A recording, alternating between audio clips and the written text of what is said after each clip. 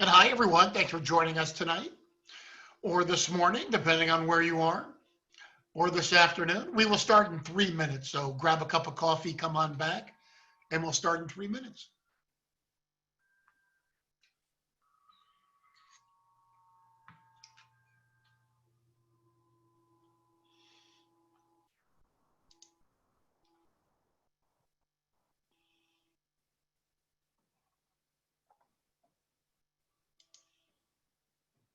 Now, John, okay, never mind.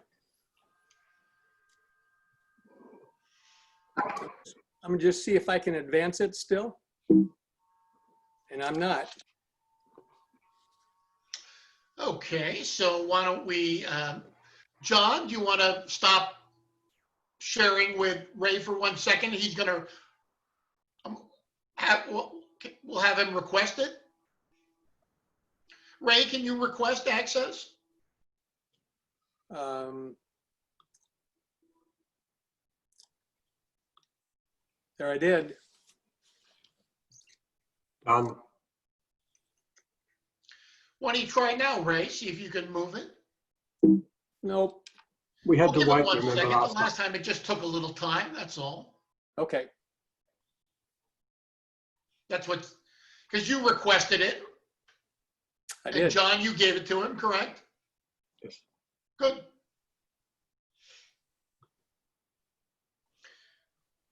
And John, you can move it, right? Yeah. So that's the worst case scenario.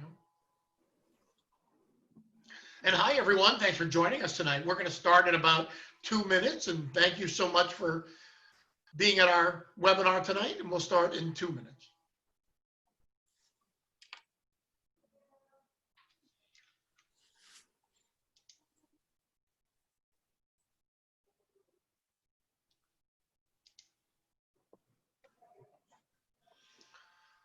Ray, did you access ever start to work for you? I think not. Nope. Huh.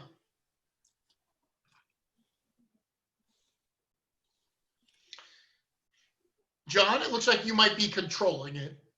Sure. Okay.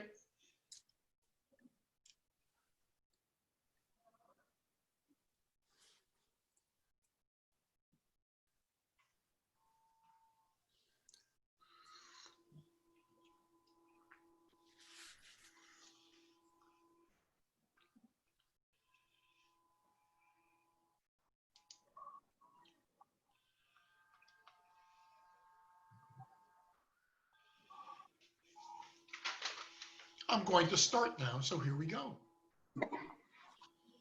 Hello, and welcome to today's webinar, 10 Mind Frames for Leaders, presented by John Hattie and Raymond Smith. First off, we at Corwin wish health and well-being to all of you and your families and your communities during this difficult time. For educators, we're so happy that you took the time to join us today for some professional development. Thank you very much. Just to let you know, if you have any questions that come up during the presentation, please write them in the chat function.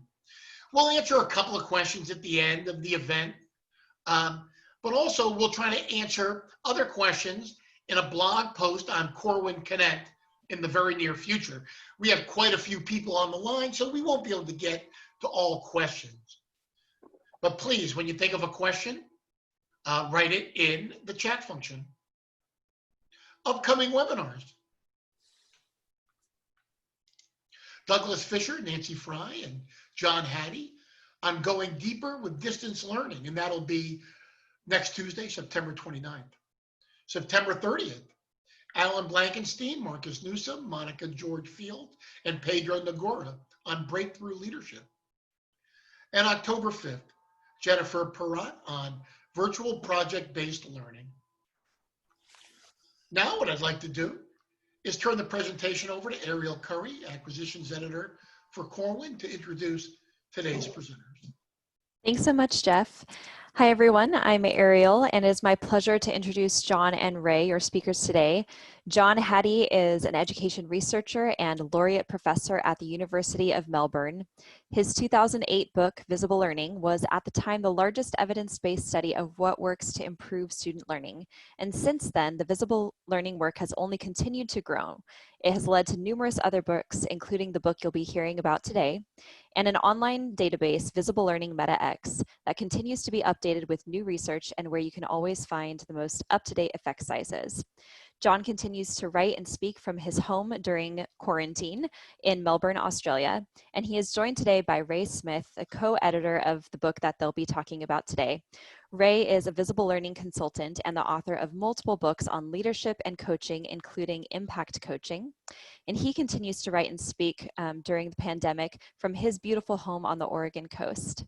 So please join me in welcoming John and Ray today. And John and Ray, over to you. Thank you very much. And it's great to be with you on this session from Melbourne, from Oregon. And the theme is about the Mindframes for Leaders. And as you can see, Ray and I spent some time over the last while editing this, trying to bring the best minds that we could think on this topic to look at what makes the difference in terms of the leadership of schools. And the big message that comes from the work is that it's about how leaders think is the most critical part. So often we talk about what they do, we talk about how they set their schools up or run their schools, but the message we want to get across in this session today is about what is the actual thinking that goes on amongst our leaders that truly makes the difference. Just going back to square one, the work that we've been doing over the last many years, as Ariel introduced, is trying to take every influence that we can find that makes a difference to the learning lives of students, and particularly looking at the achievement side of the equation, even though we've done subsequent work looking at learning strategies, looking at social and emotional learning, but take all those and try and put across this continuum to work out what's up the top end, the 0 point, and the decreased, and how we can then try and change the debate from what works to what works best. This is 300 million students. Quarter of a billion students here, 300 influences, now 1,700 different meta-analyses. And it never ceases to amaze me every time I look at this graph to note, firstly, there's hardly anything in the red zone. That's the zone which is below 0. There's hardly anything we do to students that harm them. 95 to 98% of things that we do to students enhances their achievement. So the first major message for school leaders is we've got to change the debate. We can't keep just saying that we are having a positive effect on kids, because everyone can, almost. Parents can, politicians can. And this is what leads us into the dilemma we're often in, is we set such a low bar. Can we enhance the learning of kids? The red zone, quite a few in the red zone make perfect sense. The effect size of bullying, of achievement, -0.3. The effect size of boredom, -0.5. And that's why when you take those into account, I can say 95 to 98% of things enhance learning. Look at the blue zone. This is the zone above the average of all effects. This is the zone where I can demonstrate, using other kinds of measures, that any teacher and school that's in that blue zone, their students are gaining more than a year's growth for a year's input. And that's pretty impressive. And what's also impressive is there's so many schools that are in that blue zone now. Excellence is all around us. And the quest that Ray and I and others have been looking at over the last many years is what's the discriminating factors between those in the blue zone and those in the yellow zone. And it does come back to how teachers think. Now from that, we can look at all the influences. Now today is not about all the individual influences. And last year we released MetaX, which is a free website. Look it up on your iPhone. And if you want to find out the effect size of any particular of those 300 influences, there they are.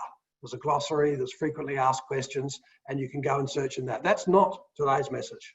But in the startup, it's pretty important that we base what we're doing on this kind of detail and this kind of research. And what we're looking at today is we're specifically going to hone in on the effects that school leaders have on the learning lives of students. These are the big 7 ideas. This is the big 7 that underlies all what we do. And it's really interesting when you look through this list that, with one exception, number 1, students. It doesn't really matter who the students are. There's nothing in there about curriculum. There's nothing in there actually much about teaching. In fact, we don't care how you teach. We think this has been a wrong debate that's led to lots of distractions. We don't care how you teach. We care about the impact of your teaching. And it does beg that question. What do you mean by impact? And we're going to come and look at that. What does it mean to be an evaluator? And this is where school leaders are so critical in creating the time and the opportunity and the narrative for teachers to work together to evaluate their impact. To then look at it in terms of what are the expectations we have for our learners? Like if a teacher thinks a year's growth for a year's input is very small, and another teacher down the corridor thinks a year's growth for a year's input is very large, both those teachers will be very successful, sadly, wonderfully. And so how do you create an environment where you actually talk about what does growth, what does progress, when's good enough in your school?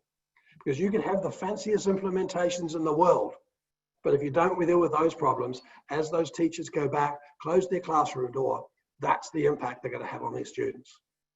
And wouldn't it be great if we could translate those high expectations so that students understood them, which is why we're so obsessed about being explicit in our success criteria. How do we communicate to students from good diagnosis about where they are now and setting success criteria that has sufficient challenge and using the Goldilocks principle of not too hard, not too easy, and not too boring. I know Graham Nuttall's research where he put microphones on kids every morning of the year, every afternoon he went back home and transcribed and wrote them up. And one of his findings was 50% of everything taught in every class the kids know already. For too many kids, there is no challenge. It's too easy. And that's not a way to turn kids on to learning. So how can we set the success criteria, make them not too hard, not too easy, not too boring, and then our role is to build the feedback in so that we close that gap between where the kids are and where we need them to be. Now, clearly, if we're going to set challenge, the kid comes into the class not knowing. So how do we make not knowing, errors, mistakes, opportunities to learn? No kid comes to school to learn that which they already know. So how do we make those errors and trust a really welcoming opportunity? And then from all that, how do we give feedback to us, the teachers? And how do we school leaders get feedback from the teachers and the students to us about our impact? And then this relentless focus on learning. Schools are places where learning occurs. And we're going to overemphasize that as we go through the session. So these are the big 7 ideas that lead us to say, what an incredible power school leaders have. Like, if nothing else, your biggest influence at your school is you can choose the narrative about what your school is concerned with.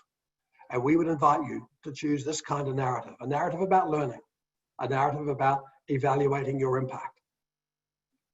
Now that's the setup notion. The setup being is we've got a research database of 250 students. We've got an understanding that we're looking at the highest impact, and you can see with those kind of effect sizes of 0.4 as the average, doing all this doubles the rate of learning. And so why wouldn't you do it? Biggest problem in our work is why it doesn't happen is courage. It's much easier to talk about the curriculum, to talk about how you teach, to talk about classifying kids, to talk about bus timetables. This is hard work, but this is the right work.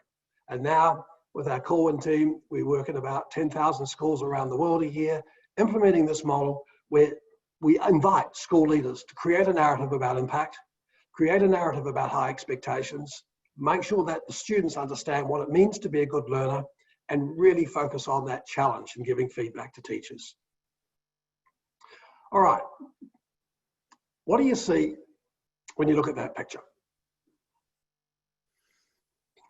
Maybe you want to put in the chat room, what is it that you see?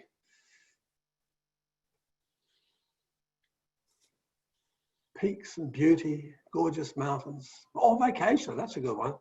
Yep. If you're looking at those chat room like I'm doing, you can see a dramatic variation. I look at that as a conservationist and worry about the trees disappearing, death zones, scenery changing. Well, this is incredible, guys. The point is, each one of you sees something a little different, but the mountain doesn't change. There is no such thing as immaculate perception. It's no different to a classroom. You walk into a classroom and you all see that classroom and you all see different things. And it's that thinking that you had about how you saw it that matters, which is why we say it's a sin to go in a classroom and watch another teacher teach, because all you're doing is telling that teacher how you should teach like them. All you're doing is you're not sharing your conceptions and perceptions of what you can see in that classroom. It's no different from students. They all have different perceptions of what's happening in that classroom. The classroom doesn't change. And this is why we want to get a better understanding about how you're thinking and what your interpretations are. And that's the key notion here. And from that, we have developed these 10 mind frames, these 10 different ways that we want to understand better how teachers, and particularly how school leaders, think about what's happening. Now, many people have criticized the work saying visible learning's not visible. Well, the reason we called it that was we want to make that learning more visible. We want to create the dialogue so that others can stand in your shoes and understand how you as the school leader are seeing what the issues are in the schools, about your implementation, about the effects of your policies. And that differing views, those different viewpoints, is what is the key in our recipe for looking at how school leaders think. Now, 10 of them. There's actually only one repeated 10 times, the first one. But I knew that if we only had one, and people didn't like or understand the first one, they would dismiss everything. So we're going to have a go at doing this in 10 different ways. But that first one, I am an evaluator of the impact on teacher and student learning. And as you saw, we asked 10 different authors around the world who have worked in these areas in great detail to go into this. And Janet, in this case, is an evaluator, professor of evaluation. And what we want you to do, if nothing else from this, is we want you to say, the next time you walk into your staff room, my job here today is to evaluate my impact. And all good things follow from that.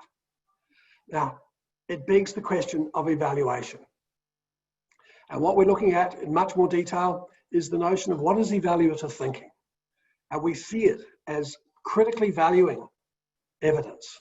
Now, evidence is evidence. What's the interpretation? How do you go about, and why have you chosen that particular form of evidence? And in schools, evidence is often the teacher's views, the teacher's judgments, the artifacts of students' work, the test scores, and critically, the student voice. And the triangulation of those three, the student voice, the artifacts of kids' work, assessments, assignments, and the teacher's interpretations, our job as school leaders is to bring those together to have robust discussions about the quality of that evidence, veracity of that evidence. We need to then look and see as school leaders how we look at implementation and implementation of any of our policies. Just having a policy. Michael Fullen said famously about my state of Victoria, best policies in the world, not implemented. How do we then look and raise about potential biases? Like, come on guys, teachers are humans. Humans have biases. My bias is I'm very, very good at confirmation bias. I see good everywhere. When I do teaching, I look around for the students who are understanding me and thinking, yes, they've got it. I falsely interpret that with my bias that therefore everyone's got it. How do we get teachers to see through the looking glass back at themselves, look at their evidence as if they were standing in others' shoes? In the same way, how do we do that as principals, school leaders? How do we focus and understand and get feedback as school leaders from our teachers, from our parents, from our students about our impact? And the hard one, how do we understand other people's point of view? And do we create the space where we acknowledge that? And we'll come back and look at that through the session. And so this is the basis of the evaluative thinking and therefore the evaluative questions. The culture of learning that we create, and you'll start to see that we need to create safe spaces with much dialogue about sharing questions. We may need to make it safe so that teachers can bring problems. And it's okay to talk about difficult students, difficult curricula, difficult incidents, and have that as part of the narrative in the staff room. How we can challenge the generalizations that sometimes we make, because each student brings their unique attributes to the class in the same way each teacher brings their new attribute to the staff room. And how do we reinforce the learning amongst our staff to improve? I don't think there are many teachers in the world that come to school to do a bad job. Some of them, unfortunately, come to and don't do the right job. And so how do we make sure that those that are in that blue zone, that are doing the right job, that they are talking, and so we can hear them thinking aloud and we can understand how they think? Because the visible learning story is that simple. Are you prepared to have the courage to identify those in that blue zone, create a coalition of success around them, and then invite the others to join? How do we promote that active engagement evaluation? It's probably no surprise we use a lot of backward mapping. We start with what does success look like? Where is it you want to be? Now, sometimes you're going to have to go to another school and see where they are at, where you want to be. Sometimes you're going to have to find someone in the school that's already there. And in many senses, privilege, that is what success looks like. And there are multiple ways that we can be successful. And then building that collaborative cycle so we can lead from where we are. And that where we are we doing really good diagnosis at the beginning? So many times in schools that we've been in, we've got stunningly interventions going on that don't relate to the diagnosis that's happening. And it's no surprise they don't have much work. So how do we get that notion right and build our logic models so that we can then move to our shorter, medium, and long-term success criteria?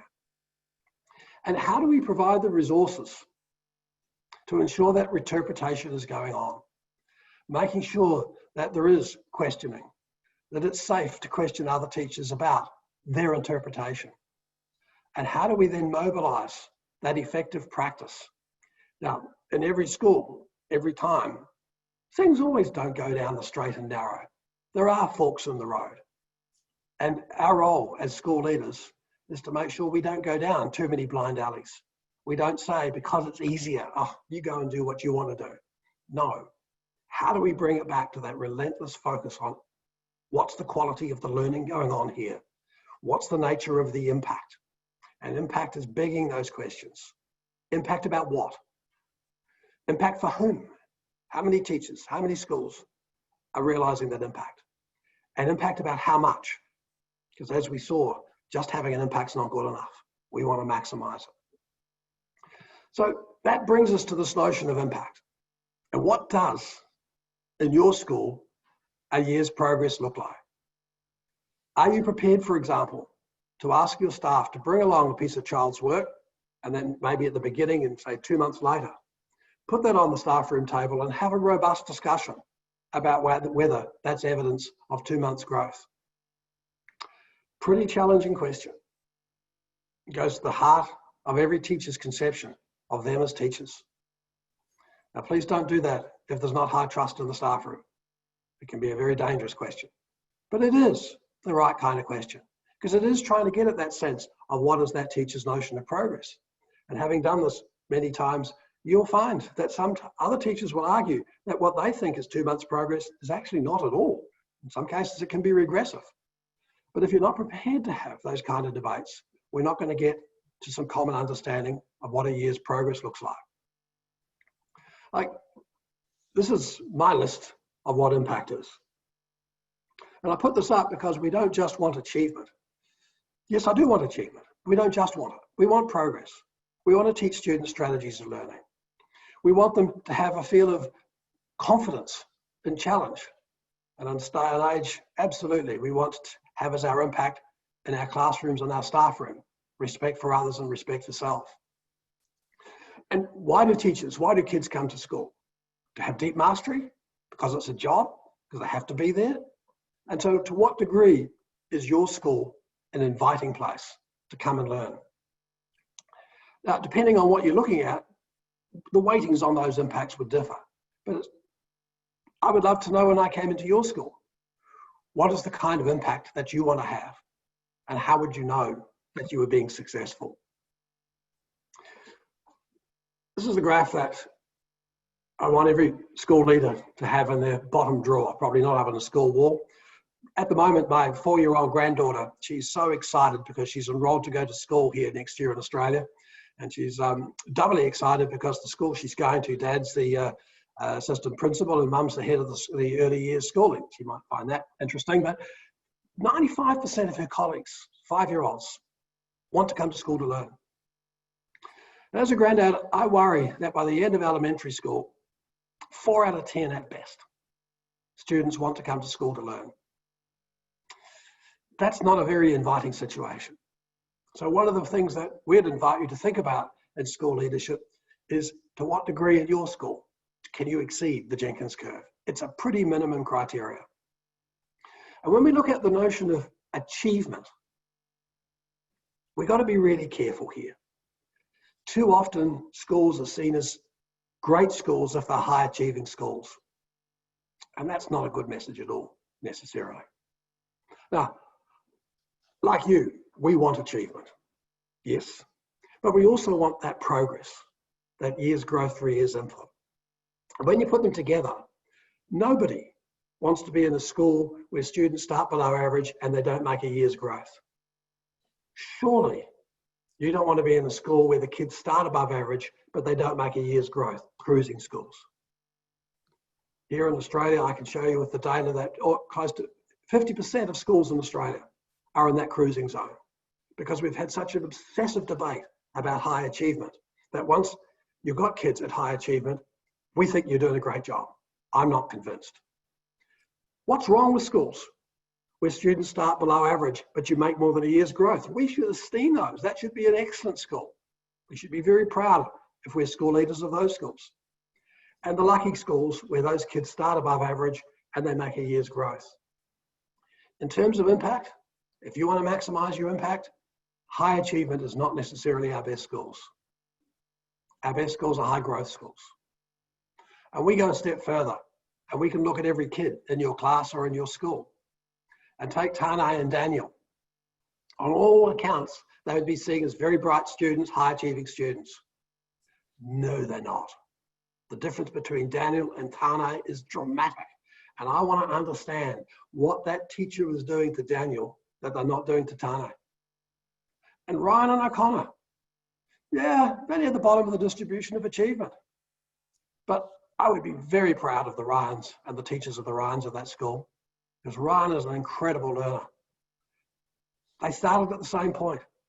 So our point being, your job is to walk into your staff room and say, how do I evaluate my impact? And ask questions about whether my school's an inviting place for all kids to come to. Ask questions about, am I having a high growth school? Is my focus on progress through to achievement?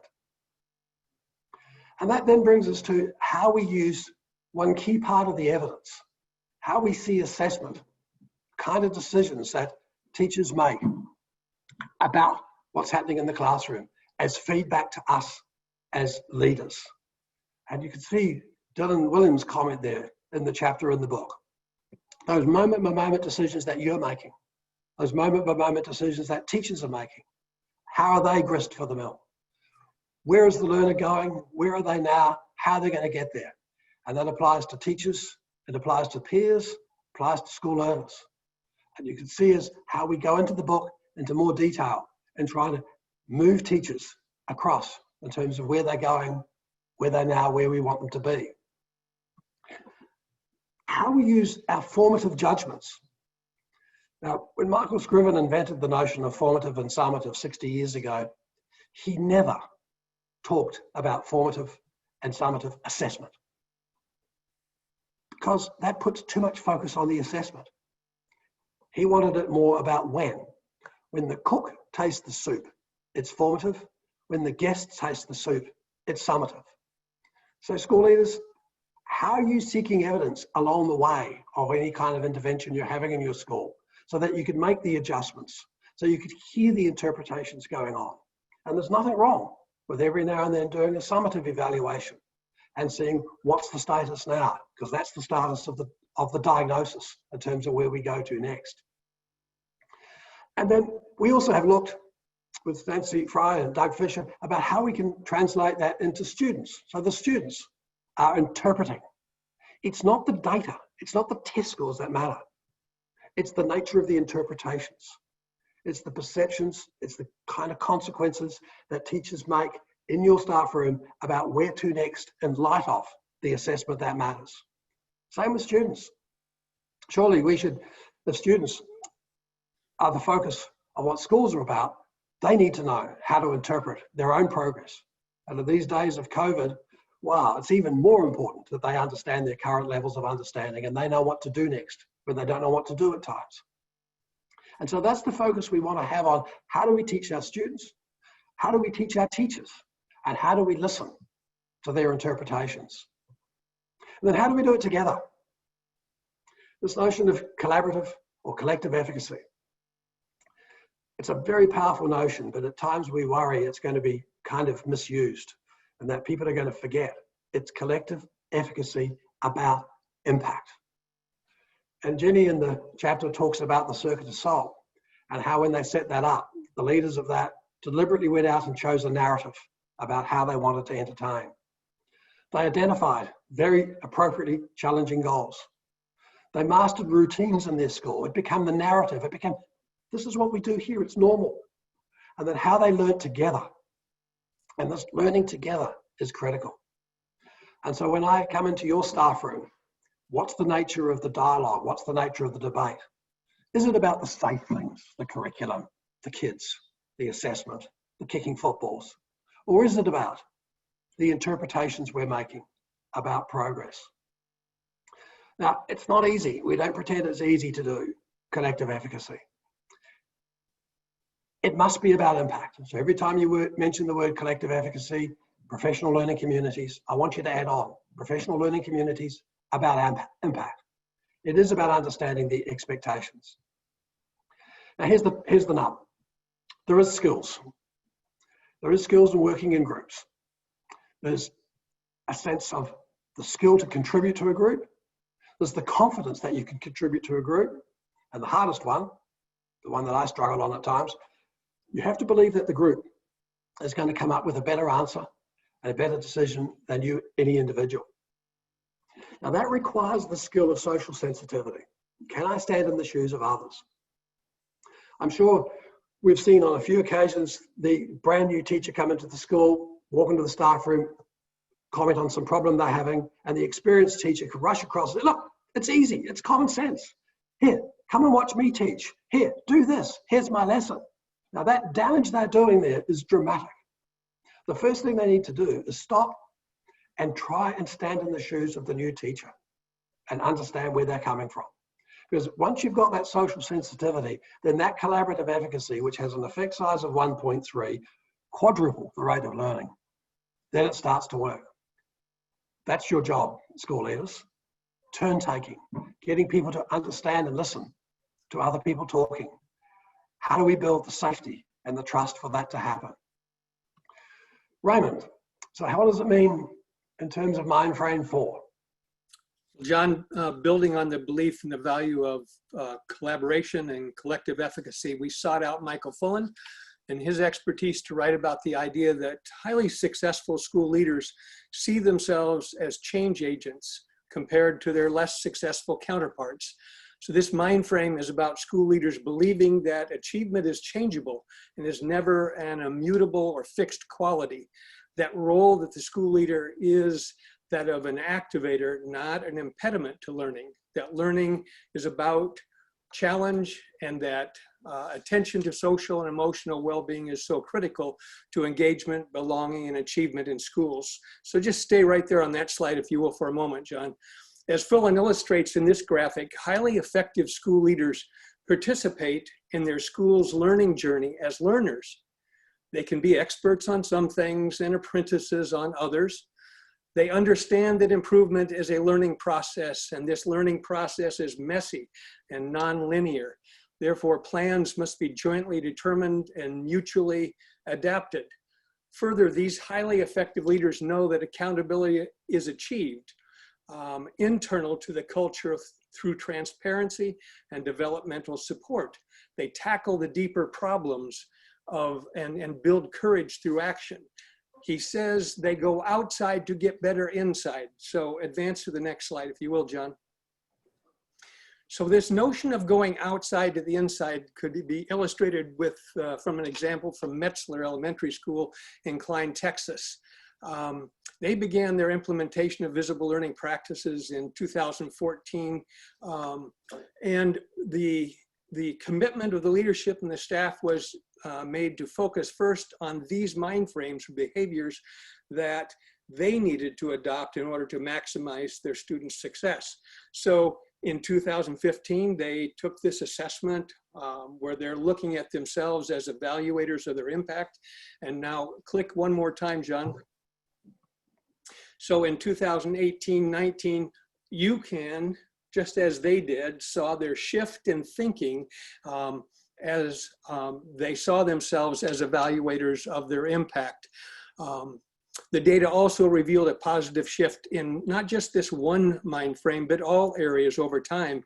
And according to the principal, Lakita Combs, one of the greatest impacts of this data reveal is that 100% of the Metzler staff see learning as hard work and embraces challenges, mind frame 5, along with the importance of collaboration, mind frame 3, and providing high impact and collective efficacy on student learning.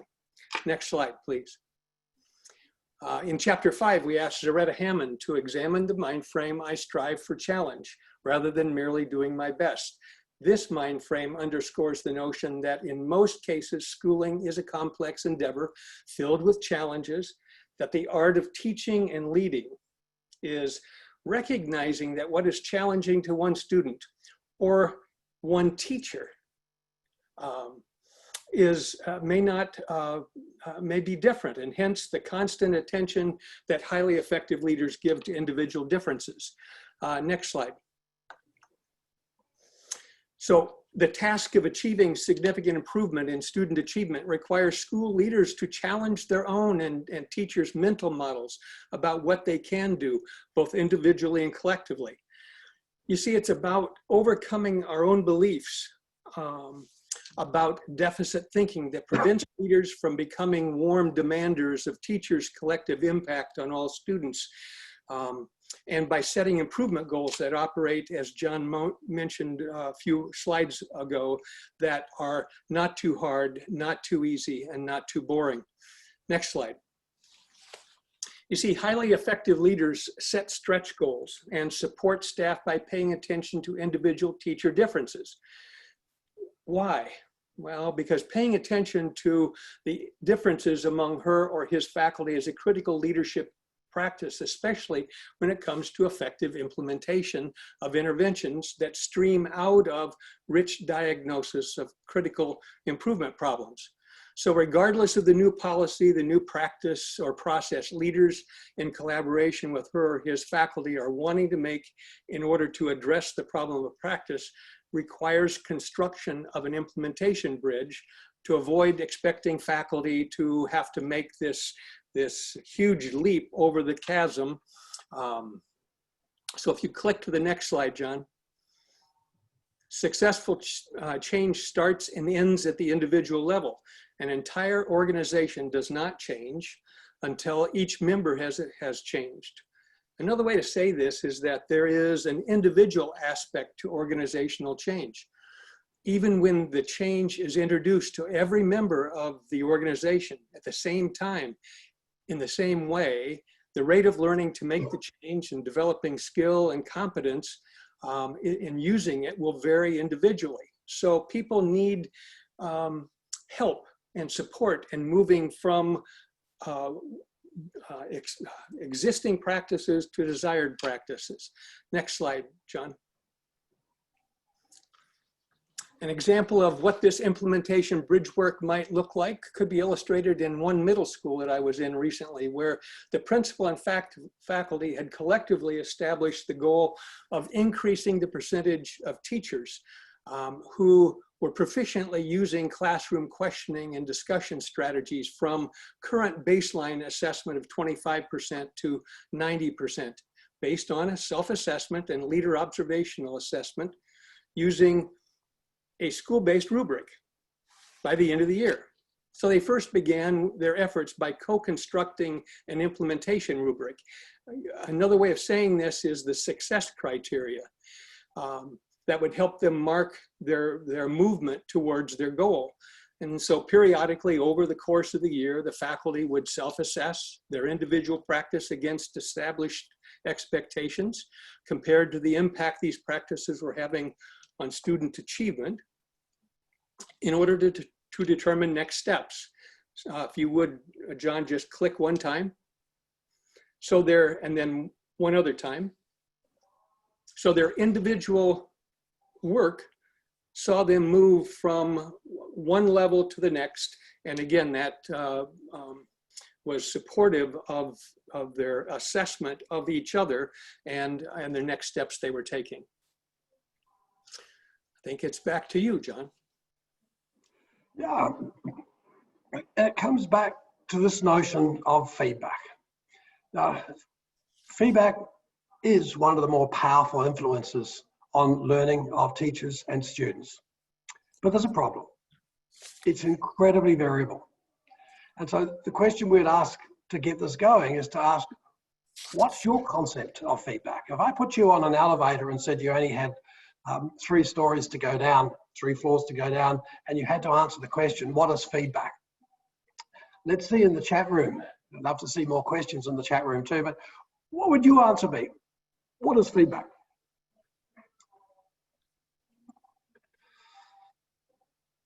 What's your concept of feedback? Oh God, here we go. Yep.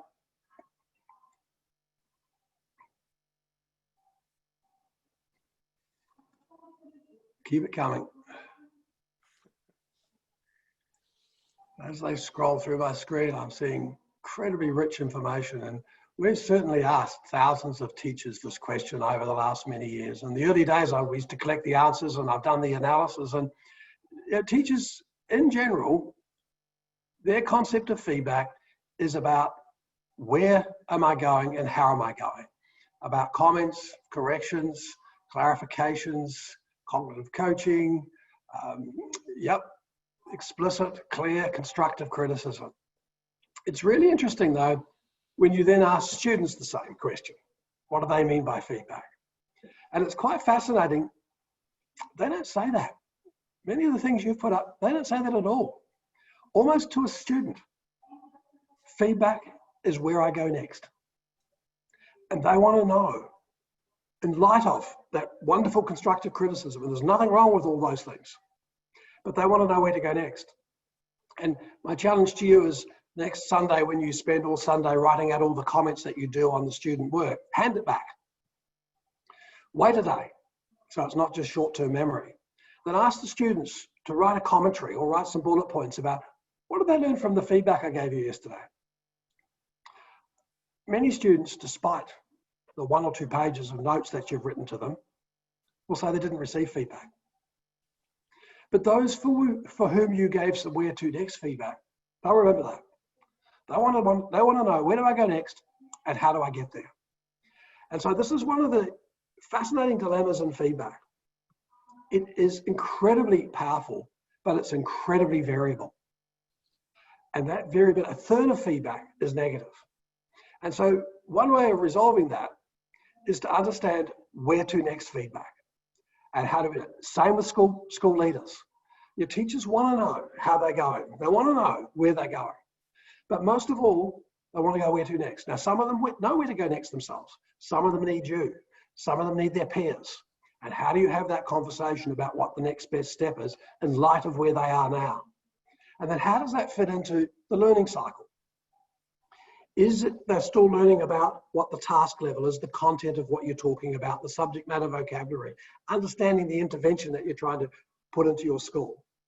Or are they at the process level where they're trying to better understand how they're working out their own strategies, their own thinking, or the self-regulation level where they want to do it by themselves? And feedback works when you give it at the right level. How do we make sure that we don't, at the same time we're giving feedback to a teacher about some content area, about some process level, self-regulation, we don't also introduce praise? Good person, wonderful effort. Because that's what they remember, and it dilutes the feedback message. But probably the most powerful notion in feedback is not how much feedback do we give and analyzing the feedback that we give, but analyzing the feedback that we receive. Like most of us, and I'm brilliant at this, I'm a very good selective listener. I hear what I want to hear. If it requires me to do more work and more investment, sometimes I don't hear it. If it's feedback I don't want to receive, sometimes I don't hear it. So how are people receiving it? It's going back to that notion we were talking before about social sensitivity. And I know all of you who have teenage kids know this. You have to say to your teenagers so often, repeat back what I just said, because they're interpreting it, sometimes interpreting it, ignoring it. So how do we, as we're getting feedback from teachers, how are we receiving it? And how do we create that safe environment where we have that massive focus on allowing people to have the trust to talk about what they don't know, about their errors, about their conceptions? Because feedback works even more powerful on errors. If the teachers are getting it right, feedback doesn't have the same power as it does when errors. So feedback needs to be understood as not only powerful, but extremely variable. Raymond.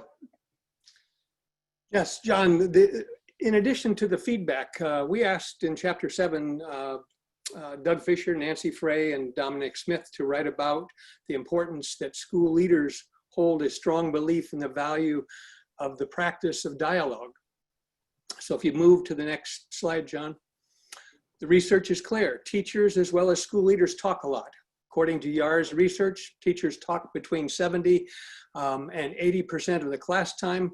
And when all teacher talk is considered, that teachers command about 89% of the talking. Only about 5% of this teacher talk triggers more conversation or dialogue engaging the student. Further, teachers are not the only ones that talk a lot. If you've ever had the opportunity to experience a faculty meeting at school, it's perfectly reasonable to assume that school leaders, like teachers, like to hear themselves talk. Having been a high school principal for a number of years, we have lots of things, important things to say. And while there's a need for teachers and school leaders to impart information, there is a major need for teachers and school leaders to stop talking and listen to teachers and students learning. Next slide, please, John.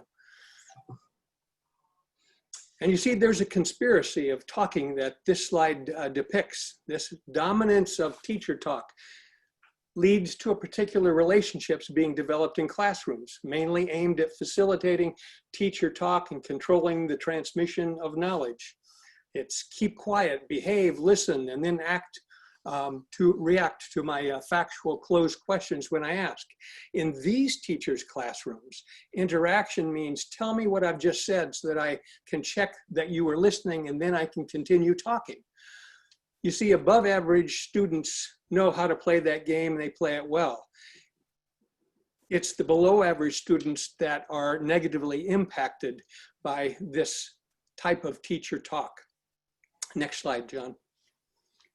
Highly effective leaders understand that for groups, as John mentioned earlier, for groups to be effective, individual group members must expertly use a set of dialogue skills or tools.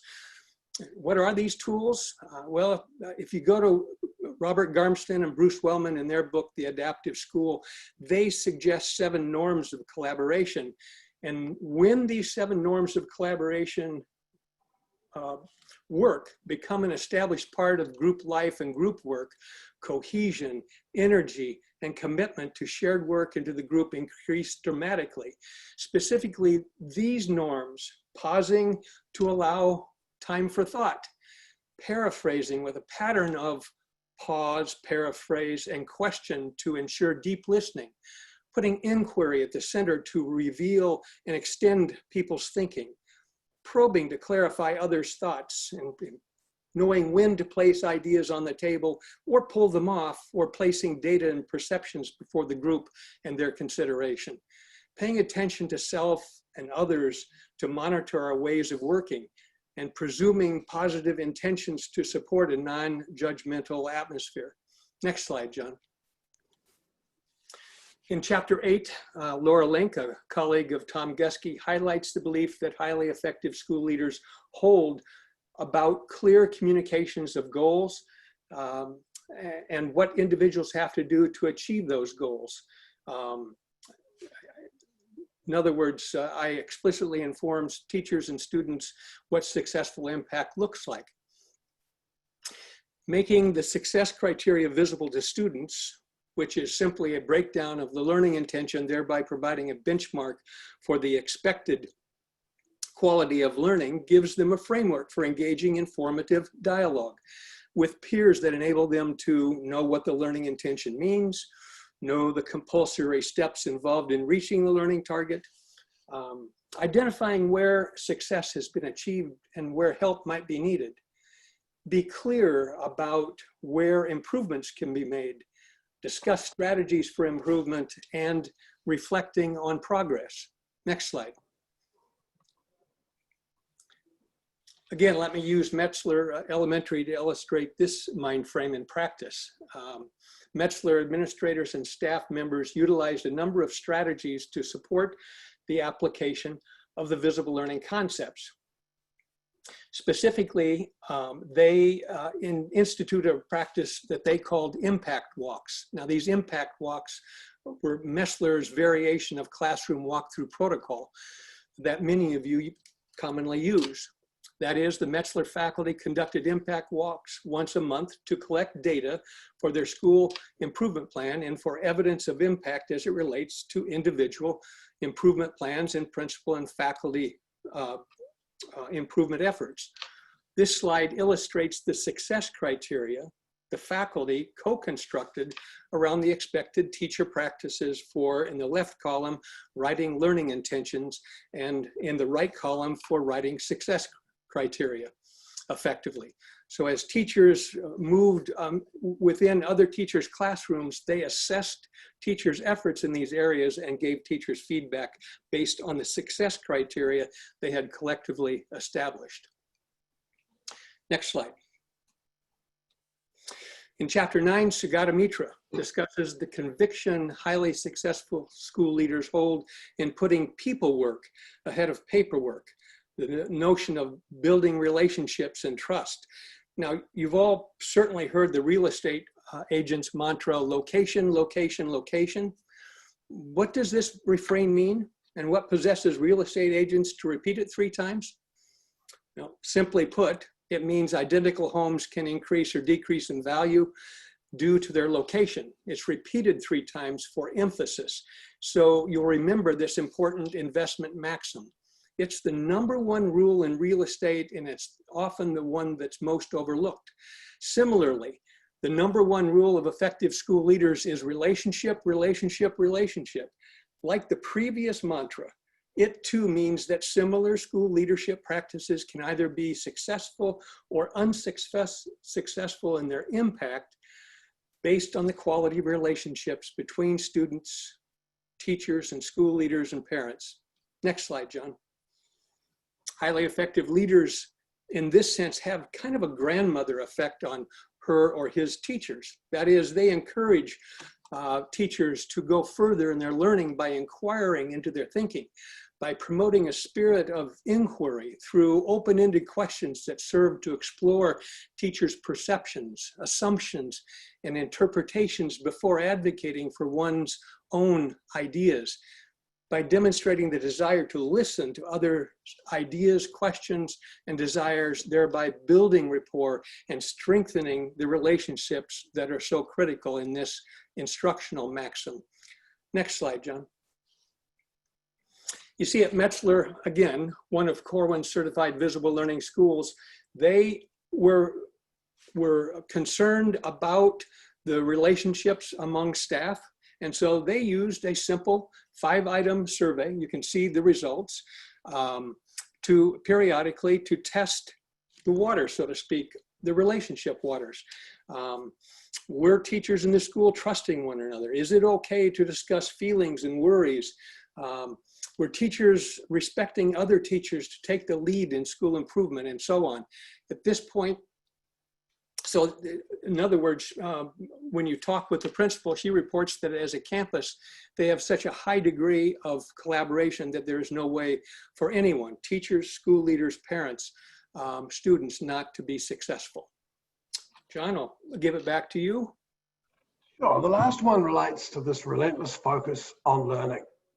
Now, I wish we had a lot more time to do this because it's really a very, very powerful one. How do we make that notion of learning, both for the students and clearly for the teachers? Our teachers will learn with someone else. That focus on that learning more than on the teaching and the doing, the telling them what to do, and that relentless focus on evaluating their impact. We did a study a few years ago where we looked at the different learning strategies and the different notions of what learning means. And the argument here, in a nutshell, is when a teacher walks into a staff room or a classroom, they bring certain skills, their prior knowledge, their understanding, their working memory, their culture, their ethnicity.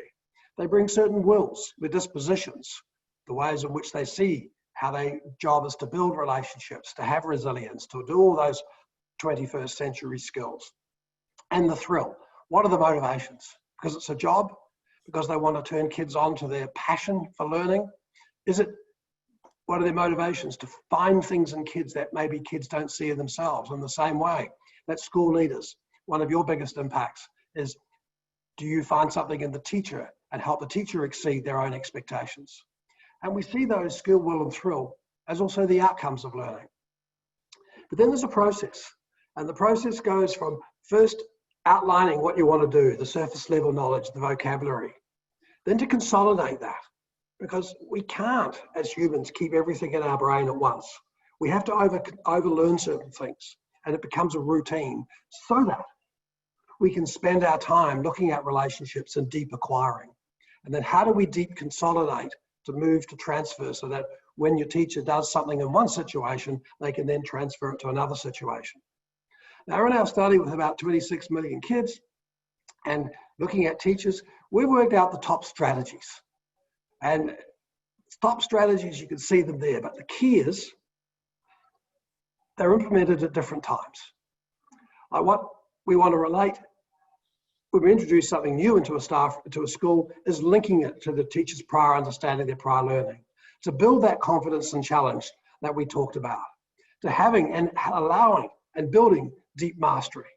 But as they first are exposed to a new idea, how do they, the teachers, build up outlines and summaries? What's going on in terms of how they're making the abstractions and the notes from all the things that usually come into them? In the same way today, you had lots of incoming. We've tried to phrase it around those 10 mind frames, certainly looking at number 1 as the most critical one.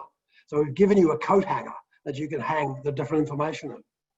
And then as you start to work in Metzler and the different schools and the visible learning work, how do you deliberately practice? How do you do it over time? How do you consolidate it so that your teachers can then start the planning and evaluation cycles themselves?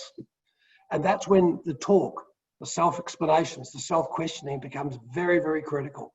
And then how do we build that skill so that when a teacher goes from one situation to another, before they act, they pause and they ask, what are the similarities and differences between this class, that class, between this student, that student? 1.2 effect size, huge. And so that whole notion of how do we have in our school an understanding of what learning? If I came into your school and asked one of your students, what does it mean to be a good learner here? What would they say? Would they say a good learner is someone that comes in well prepared, sits up straight and watches the teacher work? Or would they say learning is messy, learning is a struggle, learning is a challenge? Same in the staff room. What do the teachers say about what a good learner is? And how do you understand the learning cycle to make sure that you move from surface acquiring through to the transfer in deliberate ways, maximizing at each time the different learning strategies? So what we've covered here today are the 10 different mind frames. Raymond. John, thanks. Throughout our book, John and I have strived to underscore the theory of action that highly effective leaders are to die for. That's spelled D-I-I-E.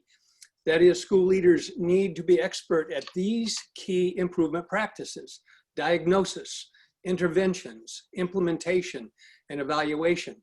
The notion is very embryonic. Professor Hattie has been exploring the model to make the messages from the visible learning more explicit. When it comes to diagnosing problems of practice, you see all too often schools introduce interventions prior to excellent diagnosis, both across the school, within the class, and for each student. A lot more student diagnosis is needed to best understand what they bring into the class, what teachers bring into the school. In our visible learning work, we start with a needs analysis undertaken by all in the school, not just the principal, but principal in collaboration with their teaching staff. And this forms the basis for us validating these claims. The best way is to ask the kids. It forms the basis for choosing the right intervention. And last, it serves as the baseline for later evaluating progress. The first I in the theory relates to interventions. You see, we're brilliant at this, and there are millions of them. 97% of them work in that they can be shown to improve student learning. But of course, as John pointed out earlier, we want a higher benchmark than increasing outcomes. Impact is more than just achievement tests. It also involves whether schools are inviting places to come, activate, and are they motivational? Is there a good deal of respect for self and others, etc. The second I refers to implementation. We've added this, John has added this to the DIE model, as too often excellent interventions have low fidelity of implementation. This is where models like Jim Knight's coaching are powerful. It seems surprising to us that we have so few models of intervention in our sector. The E in the model refers to evaluation. The core notion is evaluating our impact, and this is where the circle is closed, as excellent evaluation is the starting point for superb diagnosis. The bottom line is, if students aren't learning, that it's because we are not using the right teaching and or leadership strategies.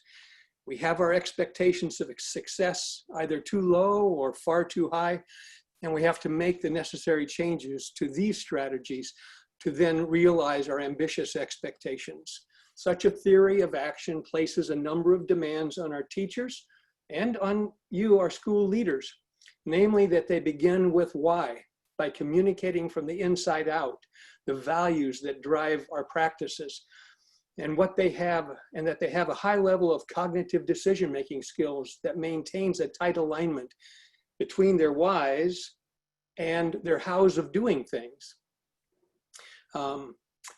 Being able to and willing to say I was wrong in my choice of a particular intervention and need to change what I do or say, or I was right in my choice of interventions as this led me to success. Fully teaching these students and engage with others in collaborative inquiry about their diagnosis, interventions, implementation, and evaluation based on the evidence of your impact. With that, I'd turn it either back to John or Ariel, whoever's doing the questioning piece. Ariel, do you have, we have time for a couple of questions, Yes. as we said. We'll get to Yes, the others well, at a later time. Thanks, John. So first of all, I wanted to reassure everyone that you will be receiving a recording of today's webinar via email within about 48 hours. Or if you don't receive the email, you can check corwin.com and look at our archived webinars there. And you will also receive a certificate for today's presentation for attending. So just want to make sure everyone knows that. And I know we are a little bit over, so we're going to just ask one question, and then we'll answer the rest of the questions and post them on our blog, Corwin Connect. So keep a lookout for that. But our one question comes from Isaac Quist, and the question is, how do you define and measure growth? It's a great question.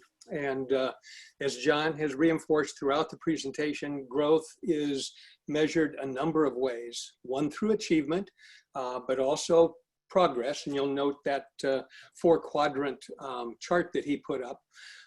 So certainly achievement, certainly progress. And it comes from assessments, but it also comes from interviewing and getting student voice in the equation. If you want to know the quality of teaching going on in your school, all you have to do is ask kids. And they have a particularly fine way of describing the practices that their best teachers employ and that help them learn. John, you want to add anything? Great. I think at the time, I think you've got it right. We also do use effect sizes as part of that, but that's part of the whole training. So thank you, Great. Ariel. Thank you, Ray. Thank you, everyone, for participating today. John, Thank you both. So if you could advance us, John, to the next slide. So if you are interested in learning more about the book, 10 Mind Frames for Leaders, you can find that on our website at corwin.com. And if you use the promo code webinars when you're checking out on corwin.com, you'll save 20%. Next slide. We have several upcoming virtual institutes available. The one that is happening tomorrow is already sold out, the Distance Learning Playbook Institute, but you can still join us for either of the Visible Learning Institutes, or we've got some more Distance Learning Playbook Institutes that are happening the 1st and the 13th of October. So if you'd like to register for those, please go to corwin.com/institutes. Next slide. And finally, I saw one person's question about becoming a visible learning school. And if you are interested in learning more about the visible learning approach to school growth and more about our professional development opportunities for schools and districts, you can visit corwin.com/visible learning and see we've got lots of in-person and virtual workshops that are available. So that is where you can find out more about our professional learning programs. And going on to the next slide. If you are outside of North America or Australia, then you can contact one of our visible learning licensees or professional development providers. We work with Osiris in United Kingdom and Basalt in the Netherlands, or you can contact a Corwin office in North America, Australia, or New Zealand. Moving on to the last slide. Finally, if you have not seen our Distance Learning Playbook collection, again, please go to corwin.com and take a look for these books. But these are fantastic resources for all of you right now who are doing distance learning and experiencing this for the first time, as we all are. There is the book for school leaders that is coming out in October. So just a couple weeks away, we have the Distance Learning Playbook for school leaders. So I encourage you to pre-order that right now. And that is everything. So thank you so much, everyone. We really appreciate it. Ariel, thank you very much. John, thank you. Have a good day in Australia. Thanks, Ray and John. Yep, for sure.